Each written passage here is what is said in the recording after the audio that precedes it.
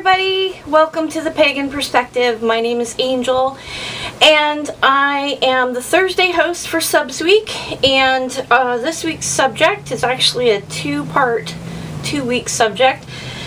I apologize I missed last week, but it's about our paths, our personal paths, and how we got to where we're at.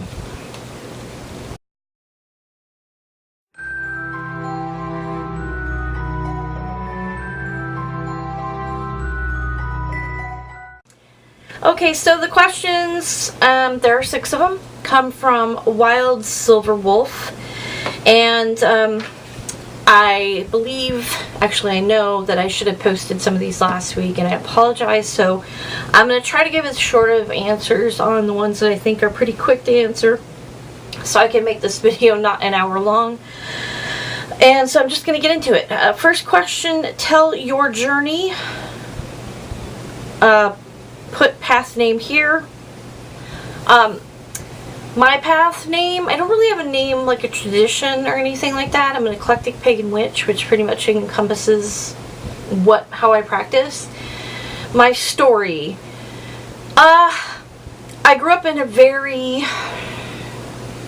Christian-centric area, and so witchcraft wasn't a very big topic other than as a joke, really. But I always was fascinated with mysticism, magic in general, gypsies, Egyptian magic, witches, all of that stuff. It's always fascinated me and felt very familiar. When I was about 17, a friend of mine and I decided that we wanted to learn to read tarot, so we went to a local bookstore looking for some tarot cards. And at the time, that was about 24 years ago, there wasn't a whole lot of selection to choose from, so we pretty much picked up the Rider deck, the original Rider deck, that came with the little tiny book. And I was looking for a bigger book to kind of, go in more depth. Now, I did find that. I also, while I was looking, found another book that metaphorically jumped out at me, and that was The Power of Witch by Lori Cabot. It's not a particularly long book. It's a good book. It's kind of an overview book. And I read that about 3 or 4 times in 1 week. And that doesn't seem like a whole lot to some, but to me, at the time, I hated reading. Completely different than now. And it just was like coming home, which I know is completely cliche, but that's exactly how it felt. So that's how I found the path. And at the time, the internet isn't what it is now, so it was really difficult to find material to learn about, and then to kind of hide it to learn. So it took a long time to kind of get to that point. Alright, so number 2. Why is your particular path the one you follow? My particular path is the one I follow because it gives me a strength of purpose, a incredible sense of integrity, and an unmovable personal responsibility. It gives me the power and it gives me the power to change my own life, make my own path, and that's huge, especially coming from the background I do, which I'm not going to get into, but that was a big thing for me. But when I found this path, it was very much like finding an old friend, a comfortable blanket. It was very familiar. It felt very comfortable, and it was like I found a part of myself I was missing. So I follow it because it speaks deeply to me. I'm not going to down any other religions, but other religions that I studied with, I was so excited about at first because I love learning about religions and culture. However, I found when, learning about them, researching or studying with them, that there came a lot of conflicts with the religion and my inner voice and my inner spirit. So I had to sever those ties. But when I found witchcraft, I've never had that conflict. It's always been very familiar, very comfortable, very this is just the way it is. This is the way I feel. This is what I'm supposed to do. Okay, number 3. How did you come to know that this path is right for you? Well, I think I kind of answered that. It's just, you know, it's my happy place, really. It is just, has made me a stronger person in general. It's given me an incredible sense of peace. It's allowed me to grow in ways I never thought I could grow.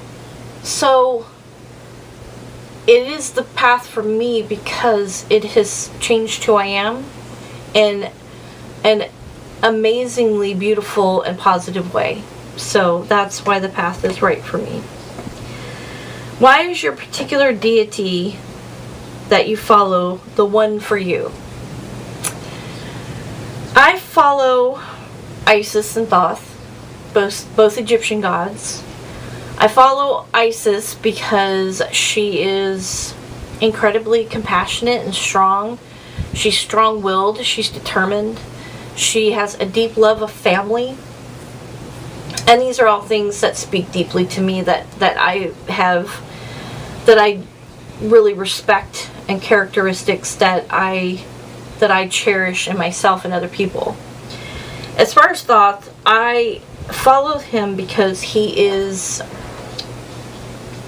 a scholar of sorts. You know, he keeps the written word, and I'm a writer. I mean, not professionally, but I write stories and things like that, and for me that was such a great connection there. So I follow them, or I honor them, because of the personal connection that I feel they have to the characteristics that I hold dear. How did you come to know, this is number 5, how did you come to know that they were right for you? Well, I never wanted Isis to be my goddess. When I first started on this path, I had grown up in a very masculine worship or honored society, religions around me. So when I was introduced to honoring or worshiping a goddess, I was blown away. And at the time, I really didn't want it to be a particular goddess. I just wanted it to be in general. Well, that's great, but that's not always how things go. Isis has been in my life pretty much from day one and before. I have a deep obsession with Egypt, and I think that's where some of it stems from. And I know it's kind of ironic that I didn't want her to be my goddess, but I guess part of me, being young and not really understanding her fully, I thought she was a little too commercial, and I really wanted an Irish goddess because I wanted to connect with my Irish heritage, and that didn't happen. So Isis has always been in my life. She's appeared to me, and she's been in my dreams and my meditations, in my magic and my spell casting since I started. She's always been a protector for me, so I believe she's the right one for me because of that personal connection I have to her, as well as with Thoth. I have a personal connection to him in that he is has the characteristics that I have. He's sort of a middleman, and I'm sort of a middleman when it comes to a lot of things. I'm very diplomatic, and so they're right for me because they are very much like me, and so I feel that they represent me and I represent them in a way. Okay, so number 6, was it a long journey to the decision? Did you do a year and a day thing? To call myself a witch is a different time frame than when I decided this is what I wanted to learn about and become more a part of. That was instantaneous as soon as I read the book the first time, Power of the Witch by Laurie Cabot. The first time I read that, that was it. It took me a few years to actually call myself a witch. It took me a few years after that to get really comfortable about calling myself a witch. And I have done a year and a day as far as I was in a coven about 10 years ago, and I did a year and a day in the coven before I was initiated. That coven has since dissolved, so I'm not a part of that coven any longer. I've never done a year and a day as far as just, you know, as a new witch in general. I did do a year and a day about 5 years ago with my god and goddess. It was a year and a day dedication. I did a dedication ceremony, and then I spent a year and a day really honoring, working with, you know, getting really deep into my spirituality and how they connected to it. So I've done year and a days, but not necessarily in the new witch kind of concept. So anyways, that's the 6 questions, and they're pretty awesome. They really were a little bit different and kind of, you know, had some little curveballs, which I really like because it makes you think. So that's sort of the story about me and how I came to be an eclectic pagan witch, and how long I've been on the path, and what brought me here, my god and goddess, which behind me, the altar's not set up right now. But things are a little chaotic after the wedding. We've got a little bit of stuff that needs to be moved all over the place, so I will get my altar set back up right soon, because they're right here watching me. Anyways, thank you so much for watching. I really appreciate it, everybody. You're so awesome, and have a blessed day and an awesome night, and see you next time. Bye!